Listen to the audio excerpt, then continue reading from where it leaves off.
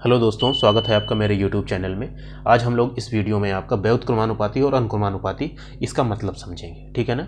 व्युत्क्रमानुपाती को इंग्लिश में बोलते हैं आपका इन्वर्सली प्रोपोर्शनल और अनुक्रमानुपाती को बोलते हैं डायरेक्टली प्रोपोर्शनल, ठीक है ना।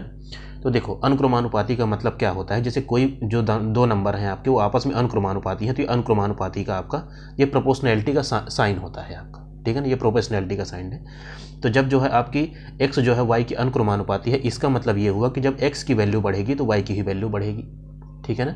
जब x की वैल्यू घटेगी तो y की ही वैल्यू घटेगी। मतलब जो काम आप x के साथ करेंगे वही काम आपको y के साथ भी करना पड़ेगा। एकदम देसी भाषा में समझिए, उसी को हम लोग अनुक्रमानुपाती या डायरेक्टली प्रोपोर्शनल बोलते हैं, ठीक है ना। और मैथ की भाषा में क्या होता है कि जब हम प्रोपोर्शनैलिटी का साइन हटाते हैं, ठीक है ना, हमको प्रोपोर्शनैलिटी का साइन हटा के अगर इक्वल का साइन लगाना है तो हमको एक कांस्टेंट जो है साथ में लेना पड़ेगा, ठीक है ना। कांस्टेंट हम लोग ने यहाँ पे के लिया है, के यहाँ पे क्या है आपका कांस्टेंट है, ठीक है ना। कांस्टेंट है आपका नियतांक इसको बोलेंगे, ठीक है ना, जिसकी वैल्यू फिक्स होती है, ठीक है। इसी तरह आप व्युत्क्रमानुपाती का मतलब समझिए कि व्युत्क्रमानुपाती जो होता है वो अनुक्रमानुपाती का जस्ट उल्टा होता है आपका, ठीक है ना। यहाँ पे अगर x जो है आपका व्युत्क्रमानुपाती है, मतलब इन्वर्सली प्रोपोर्शनल है y के, इसका मतलब ये हुआ कि अगर x की वैल्यू बढ़ेगी तो y की वैल्यू घटेगी, ठीक है। अगर y की वैल्यू बढ़ेगी तो x की वैल्यू घटेगी, ठीक है ना। तो अगर आप इसको एकदम देसी भाषा में समझिए कि x और y जो है आपका जो है एकदम डिफरेंट परफॉर्म करेंगे। अगर एक बढ़ेगा दूसरा घटेगा, दूसरा बढ़ेगा तो जो है पहला वाला घटेगा, ठीक है ना, इस तरह।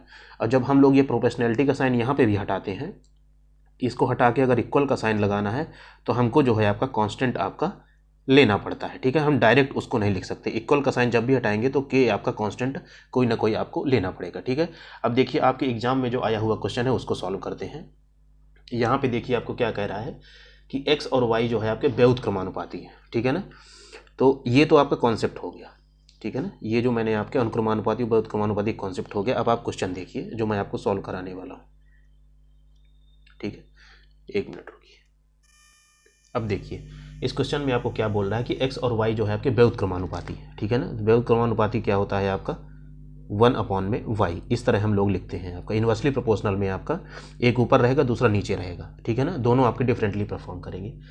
और जब हम अनुक्रमानुपाती का साइन हटाते हैं, इक्वल का साइन लगाना है तो हम के की वैल्यू एक कोई ना कोई कांस्टेंट आपको हमको लेना पड़ता है। हम इसको इस तरह करके लिख सकते हैं मैथ की भाषा में, ठीक है ना। अब देखो यहाँ पे पहले कंडीशन क्या दी हुई है, आपको दिया हुआ है y की x की वैल्यू जब 27 है, ठीक है। k की वैल्यू हमें पता नहीं है, तब जो है आपकी y की वैल्यू 7 है। तो यहाँ से हमने क्या किया, k की वैल्यू हमने निकाल ली, वो हो गई आपकी 27 गुणे में आपका 7, ठीक है। यहाँ से k की वैल्यू हमें इस क्वेश्चन के हिसाब से k की वैल्यू ये हो गई, ठीक है। अब देखिए आपसे क्या करें, अगर y की वैल्यू 21 है तो आपको x का मान आपको बताना है। अब नेक्स्ट कंडीशन क्या है कि आपको x की वैल्यू आपको बतानी है, k की वैल्यू आपको पता है 27 गुणे में आपका 7, ठीक है।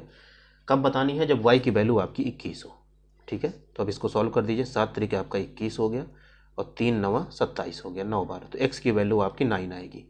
जब आपका y की वैल्यू 21 होगी तब x की वैल्यू 9 होगी, तो 9 आपका आंसर होगा। तो आपका ए पार्ट आपका आंसर हो जाएगा, ठीक है। तो ये आपका अनुक्रमानुपाती और व्युत्क्रमानुपाती एक ही वीडियो में मैंने प्यार से समझा दिया, ठीक है। अगर आपको मेरी वीडियोस पसंद आती हैं तो प्लीज़ उसको लाइक किया करिए, शेयर किया करिए और कमेंट किया करिए। नहीं भी पसंद आती हैं तो आप कमेंट करके बताइए कि वीडियो अच्छी नहीं है, ठीक है।